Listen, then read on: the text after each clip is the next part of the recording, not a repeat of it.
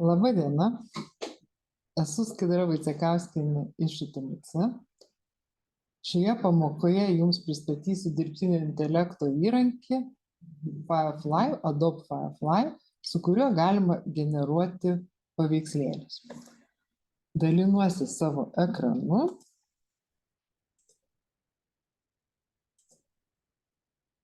Jau pas mane ekrane yra atvertas firefly.adobe.com puslapis, kur galime rašyti tekstą ir generuoti paveikslėlius. Šitame įrankyje yra ne tik tas teksto į paveikslėlį vertimas, pavažiavus čia žemiau, galima rasti labai tokį greitą būdą, kaip pakeisti tam tikras vietas, kitas norimas. Galima greitai foną pakeisti, kaip matote, čia megztinis keičiamas. Tai apie tai vėliau. Dabar mūsų įdomioji tema, kaip sugeneruoti iš teksto paveikslių. Tai tarkim, galiu parašyti Blue Cat mieste, pavyzdžiui, in the city, spaudžiam generate. Atsidaro langas ir jisai dabar man tos paveiksliukus generuoja. Su visais standartiniais parametrais pažiūrėsime, ką gauname, o tada jau darysim keitimus. Tai va, gavom kažkiek mėlyno katino mieste variantų, 4 variantus. Ir jeigu mums kažkuris iš jų patinka, galime mes jį pasižymėti ir nusikrauti pas save į kompiuterį. Galima redaguoti, viršų mygtukas edit, galima redaguoti ir galima pereiti į Adobe Express programą, tai yra atsidaryti Adobe Express lange ir toliau su to paveiksliuku dirbti. Tai mūsų šiandien tik tai apima pamoka Adobe Firefly. Expressui skirsime kitas vėliau esančias. Taigi, pasižiūrim dar, kas čia yra kairiai pusėje, kokie mūsų langai. Kairėje pusėje aspect ratio yra pasirinkimas, kokios norime proporcijos. Norime vertikalaus, horizontalaus, kvadratinio lango, tai yra proporcijos. Jeigu lieka tas katinas kvadratinis, paskui kokį portretą galėsim pasidaryti. Ir žemiau yra parinktas auto, kad daryti užklausą, jisai pats nusprendžia pagal užklausą mums duoti paveiksliuką ar nuotrauką. Šiuo atveju, kaip prašiau mėlyno katino, tai tikėtina, kad mėlynas katinas bus paveiksliukas. Taip? Bet galiu pabandyti ir nuotraukos paprašyti. Jeigu paspausiu foto, žiūrėkite, čia apačioje, kur mano yra užklausa, yra žodžiai ir apačioje dar jisai prideda, kokie mano pasirinkimai. Tai foto. Galima dar nuotraukos, va čia truputėlį pasididinti, išsiskleisti langą. Dabar pas mane nuotraukos parametrai yra automatiškai nustatyti, bet jeigu mes norime keisti, iš kur fotografavom, kaip, kokiu greičiu, kaip sakant, spaudėm tą mygtuką, koks mūsų išlaikymas, tai galite dar atsidaryti ir truputėlį pakeisti situaciją. Kol kas tegu pasilieka auto.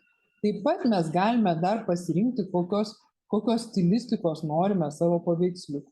Apie tai galėsim dar vieną pabandyti padaryti. Tai dabar aš užsirinkau vienintelį dalyką, tik tai foto. Ir aišku, spaudžiu mygtuką generate. Žiūrėsime, kaip mūsų čia jisai ką sugeneruos. Labai dirba, ieško, kur tas galėtų būti mūsų mėlynas katinas realiam gyvenime. Bet pažiūrėkite, puikias gavome nuotraukas su mėlynu katinu, bet šičia gal toks atrodo pritrauktas arčiau, šiuo atveju tai toksai katinas milžinas, nes žiūrėkit, už nugaros yra automobilis, tai tas katinas dvigubai didesnis už automobilį. Taip, bet štai va šitie katinukai tai tokie visai gražus, visai realistiški mėlyni katinai ir jau puikiausiai tą paveikslėlį išsisaugom, ir jau turime savo paveiksliuką. JPEG, kaip matote, šitoje vietoje jisai išsaugo JPEG ir aš tą katinėlį turiu. Galime išvalyti, va čia yra Blue Cat in the City, spaudžiu clear, išsivalė galiu kitokią užklausą. Pabandom kažką paprašyti, kad žmogų pabandyti sugeneruoti. Tai tarkim, man in red, raudoną apsirengusi, red jacket, ne?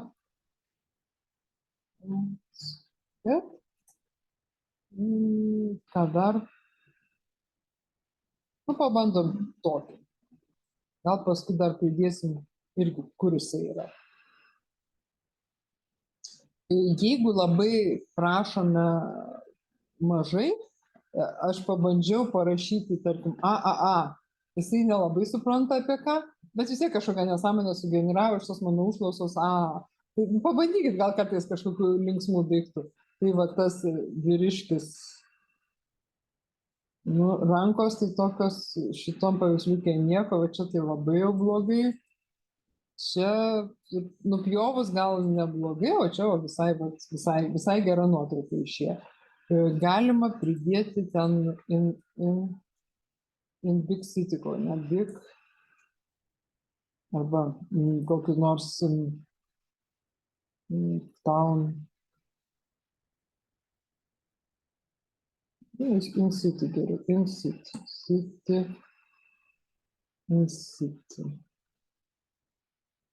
Ai, dar pamiršau, gal pasidarom portretą, gal bus čia įdomiau.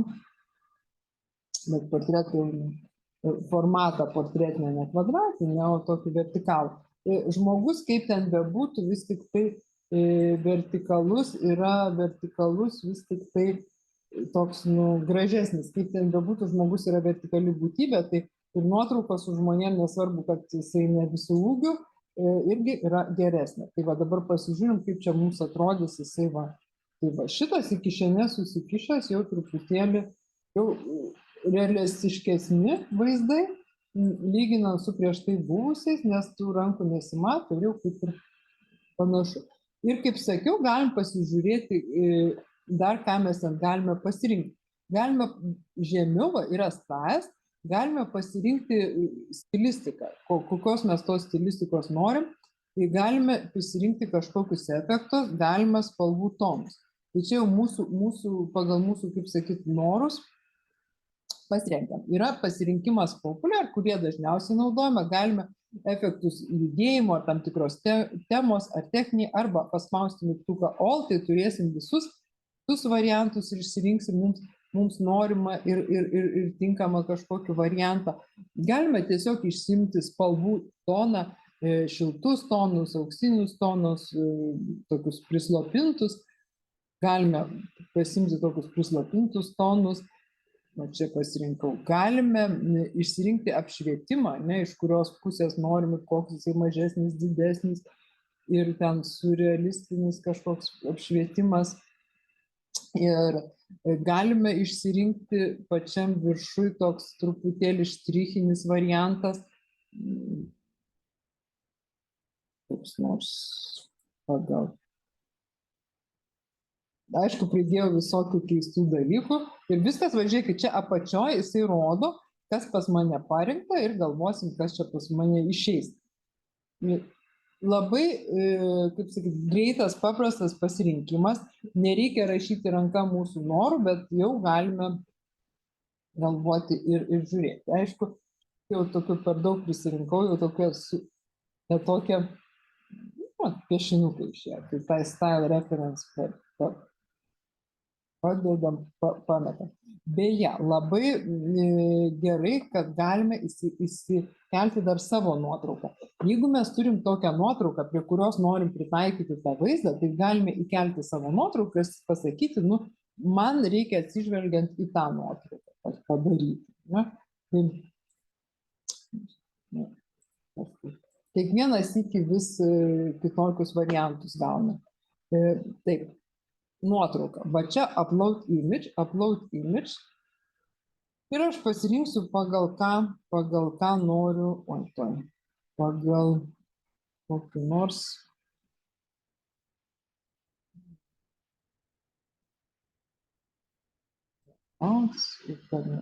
Va, čia prieš tai visai tokį neblogą buvau sugeneravus, prieš tai bandėm nuotrauką irgi šitais parametrais. Paimsim aš tai šitą nuotrauką.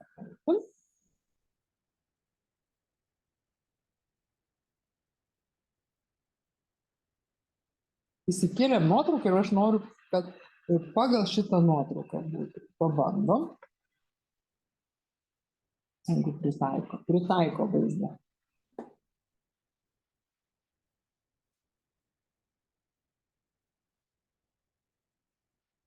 Dabar padirbti jam reikia truputėlį daugiau, nes turim konkrečią nuotrauką įkėlę ir va štai pritaikė prie šitos nuotraukos vaizdą ir sakyčiau visai toks neblogas gavosi variantas. Vienas ar kitas ar trečias tikrai jau galime irgi išsisaugoti ir naudoti kaip šitas nuotraukas.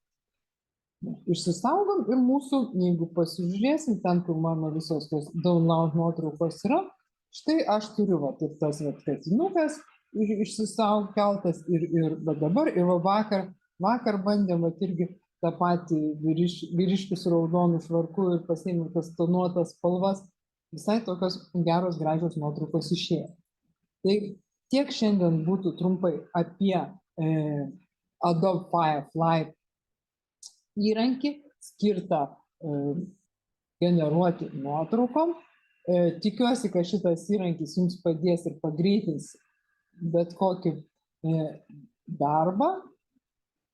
Nėra dirbtinis intelektas visažinis ir jisai bando sugeneruoti iš to, ką žino, tai tokių keistų daiktų nepadarys jums realistiškų, bet greituoju būdu paprastus vaizdus jūs puikiausiai galite susigeneruoti ir turėsite tikrai originalų darbą. Tai linkiu sėkmės ir linkiu gražių švenčių.